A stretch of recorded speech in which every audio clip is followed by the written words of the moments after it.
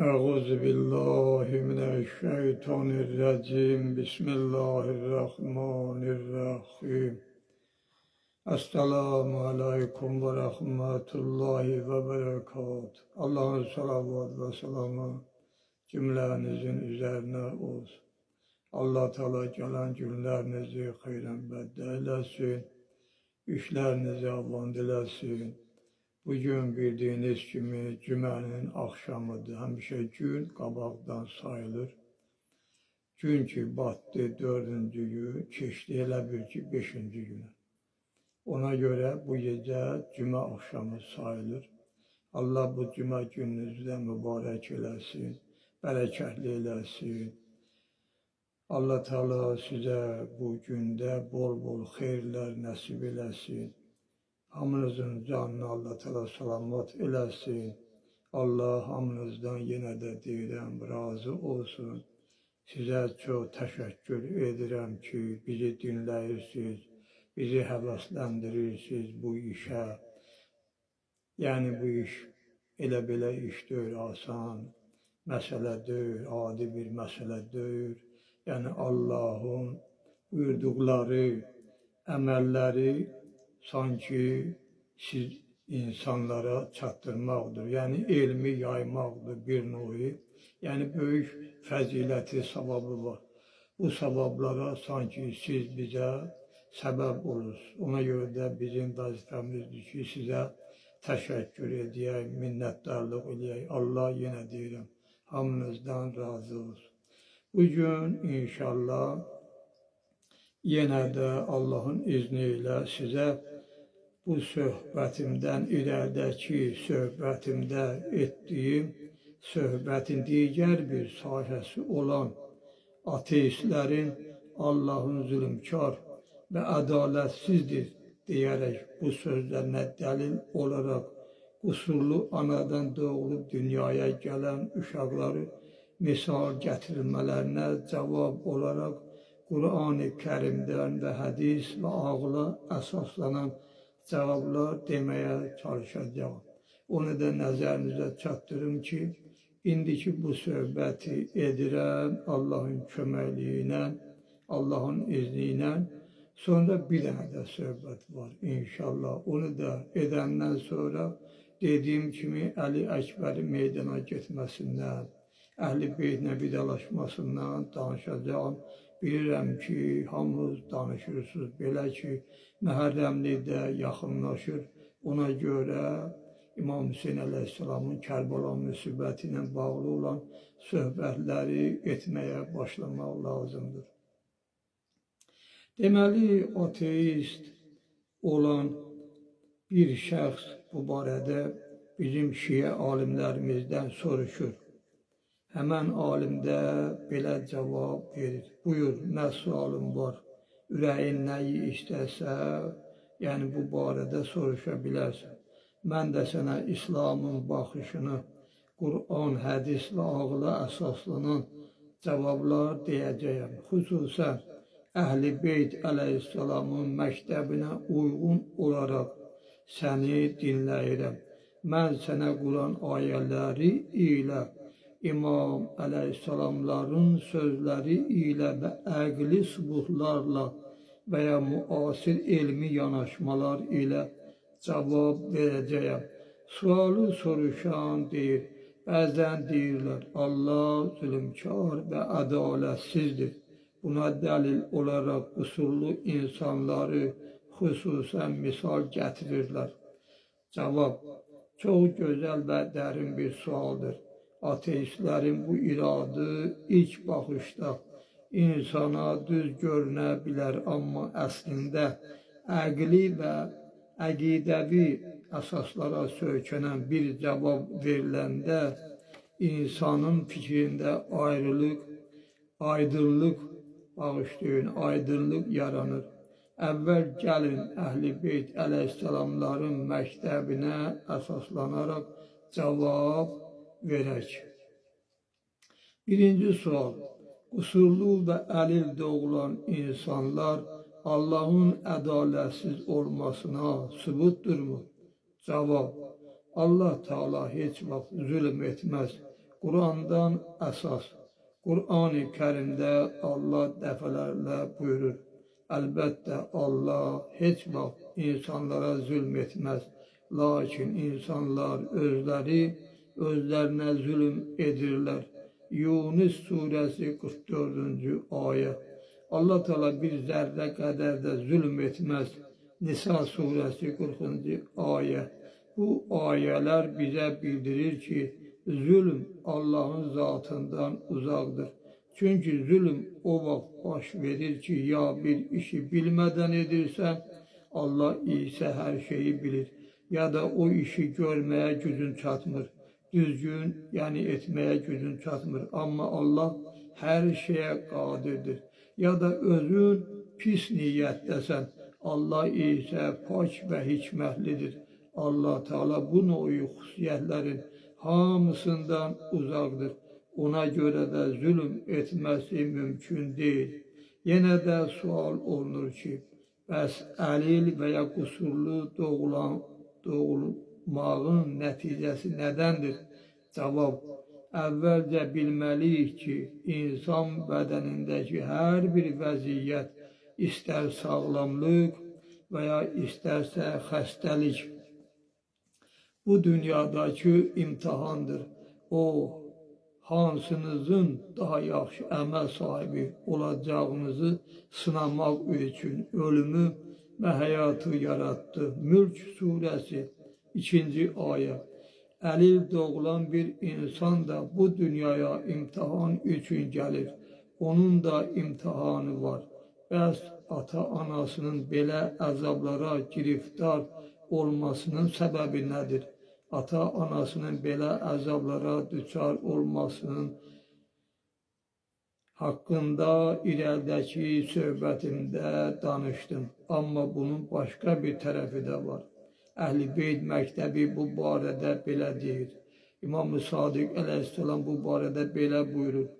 Əgər Allah bir bəndəsini sevirsə, onu bəla ilə sınayır.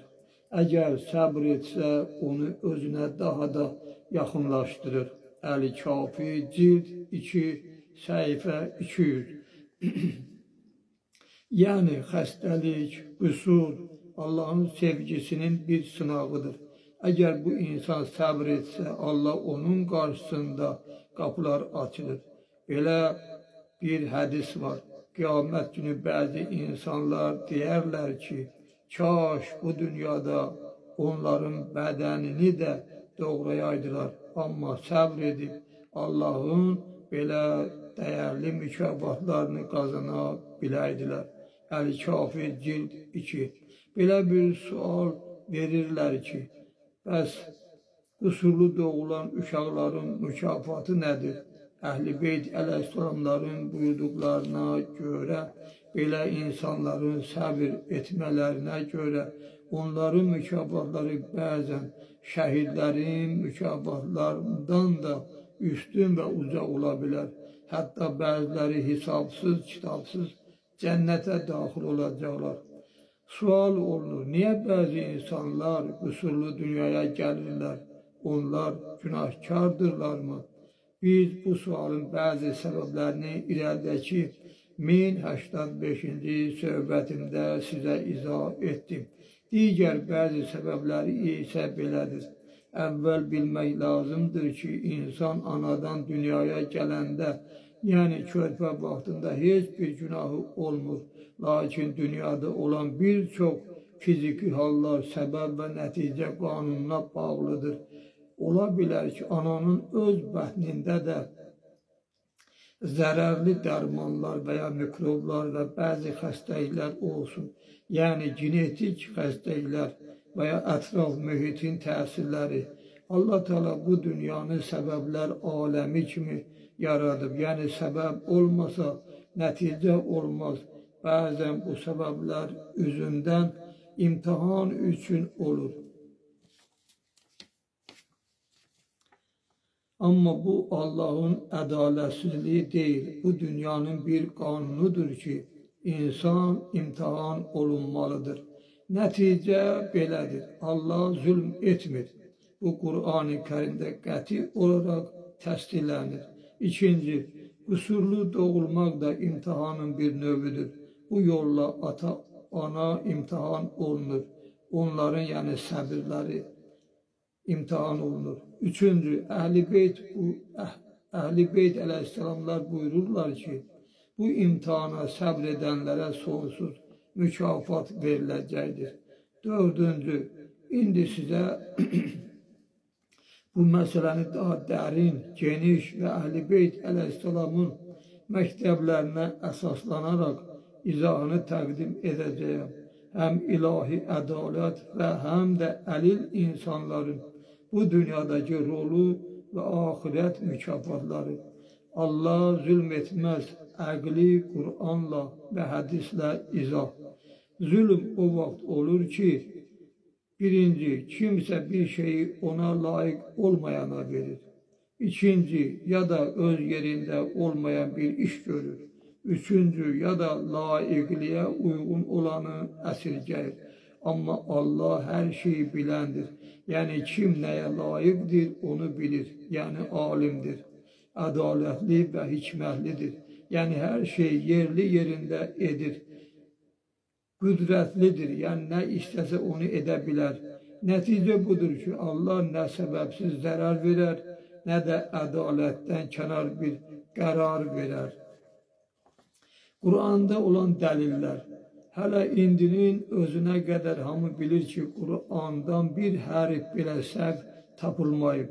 İndi görək, Qur'an Kərim bu barədə nə deyir? Birinci, Allah bir zərrə qədər zülm etməz. Nisa surəsi 40-cı ayə. İkinci, Allah insanların heç birinə zülm etməz. Lakin insanlar özlərinə zülm edirlər. Yunus surəsi 44-cü ayə. Üçüncü, əgər Allah istəsə idi, hamınızı bir cür yaradardı. Ən'am surəsi 133-cü ayə. Niyə bəziləri əlil doğulub? Yenə də belə bir sual verilir. A bəndi, səbəb və nəticə qanunu. Allah kainatı qanunlarla və səbəblərlə idarə edir. Məsələn, yanğın əli yandırır. Səbəb yanğın və nəticə budur ki, əli yandırır. Zəhər içən zəhərlənir. Genetik xəstəlik də ailədən keçə bilər. Əgər Allah səbəb və nəticə qanununu pozsa, onda dünya məhv olar. Bu zaman nə elm, nə də sabitlik mümkün olmaz. Bu isə ədalətsizlik olar. B bəndi, imtihan müxtəlifliyi. Allah hər kəsi eyni formada imtihan etmir. Sağlam insan şükür etməkliklə imtihan olunur. Haramdan çəkinməkliklə imtihan olunur. Əlil insan səbr etməklə, qəzəblənməməklə, zənginlər israf etməməklə, zəkat verməklə, kasıblar ona düşən, yəni o neymətə qane olmaqla, halal qazanmaqla, yəni hər bir insan özünə uyğun, yəni səbr etməlidir. Əhl-i Beyt məktəbi deyir ki, hər kəsin imtihanı öz şəraitinə uyğun olmalıdır. Allah heç kimə gücündən artıq yük yükləməz. Allah heç kəsi gücü çatmadığı şeyə mükəlləf etməz. Hələ hali həyatımızda biz dəvənin yükün ulağa çatmarıq, ata çatmarıq. Halbuki Allah ədalətlidir. Allah Teala da belədir. Yəni hər kəsin gücü çatdığı yükü ona çatır. Bəqərə surəsi 286-cı ayə. Əlil insanların uca məqamları hədis və dualarda. İmam-ı Sadiq əleyhissalam buyurub, əgər mömin bir bəndə Allah tərəfindən sınanırsa, əlillik, xəstəlik və s. ilə və bunlara səbr edərsə, Allah onun günahlarını silər və dərəcəsini yüksəldər. Kafi, cild 2, səhifə 200.